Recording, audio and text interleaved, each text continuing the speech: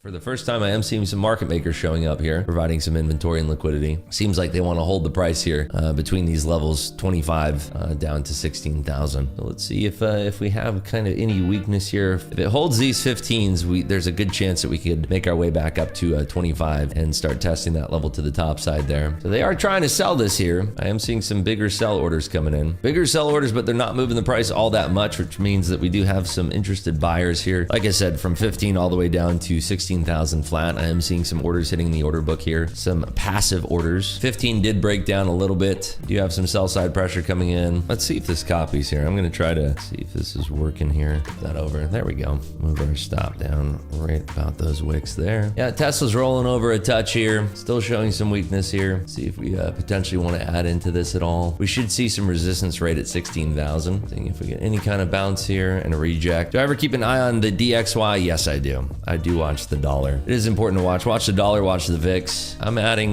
2 more lots here, seeing if this is copying correctly. I haven't traded with the trade copier in a hot minute here. Yeah, market is rolling over a little bit here. See if we can get this breakdown down towards 16,000 or so. That's what we're looking for on this trade. Showing some weakness here at 16,005. Move the stop down here. See if we get a bounce at all towards 16,008. Okay, there's that 16,008. This is the bounce I'm watching for here. Hit this bounce if it's going to be a weak bounce. I'm gonna add right there. I want to see this flush down towards 16,000 now. Should get very violent here through 16,005 and tag around 16,002. So watching for this to break down right about here. There's that heaviness at 6. Let's see them punch through that 5 now. Watching this bidder here at 5, kind of shuffling around some orders. Can't get through them yet, but I think if we just lean a little bit harder, we can punch right through this guy. Microsoft and Meta back down here. Little shuffle here. Here's that 5 push that I'm looking for. There's that drop. Can I get a fill? See if I get that fill. There's 5 out. Another 5 out. I'm gonna move my stop to break even. So that was the flush I was looking for through 5. So now watching for this contact right around 3. See if I can cover 2 into that little area right here. Might have to chase that up a little bit, but let's see. Okay, 2 more out. I can move my stop down now, right around there. All right, let's watch this now. Should get that blow right down to 16,000. I would have expected a little bit more violence there. Covered 2 more there. Leave the rest down that stop there. Probably get stopped down. And there we go. Stopped out. So little scalp there. That's why I levered in. We're not looking for a lot of range there. I wanted that break below 16,005. So it gave us a little something to work with there. Puts us on the board at least for 1,800 bucks there. Sizing into a small scalp. I mean, that's kind of, that was the name of the game there. Looking for that small little range break. But I didn't see the violence that I wanted to below 5. We got the snap through 5, but I didn't see the continued violence. So that's where I started picking up my shares there. So not an amazing, tremendous trade that I was looking for, but you know, still got the resolution that I wanted. Just wanted that continued violence. Yeah, now it might come down and flush on that.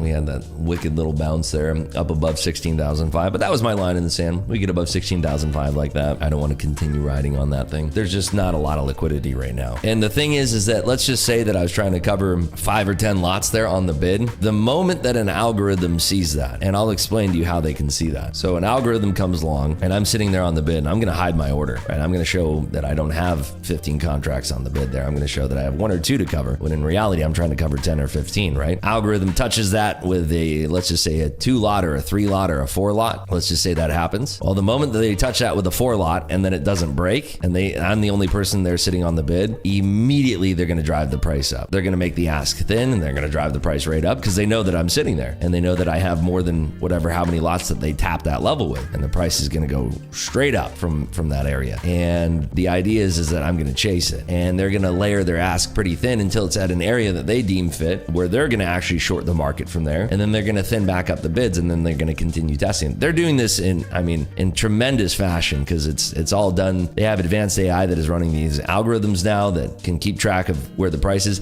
I do this all by hand. You know, I'm watching these price areas and I'm kind of committing. You can use other types of things like a footprint chart, but I do it old school. I commit these things to memory. I'm watching the tape. I'm looking in these areas. I'm seeing how many contracts are going off and being transacted in these specific areas. I've been doing this for a long time. So when I'm looking at certain areas and I'm seeing how they're transacting, I just kind of have a feel for it. It's like, you know, if you ask a chess player who's been playing chess for years and years and years, you can look at a board when you're looking at a chessboard and you can see right away, okay, white has the advantage here. They have a much better position. It's the same kind of thing. If you've been trading the market for long enough and you read tape and you read market structure and you watch level 2 and you're looking at time and sales, you do this for long enough, you can kind of commit things to memory over a trading session. And And that's why it's helpful to have hours and hours and hours into the market. Anybody who's looking to be a trader and you're not willing to commit hours and hours and hours, tens of thousands of hours watching the market, you're never going to make it, I'm sorry to say. So much of successful trading is being a discretionary trader, and you don't become a discretionary trader by not paying attention to the markets. You got to be doing this for so long. See, there's that blow through 16,003. They bought that up originally.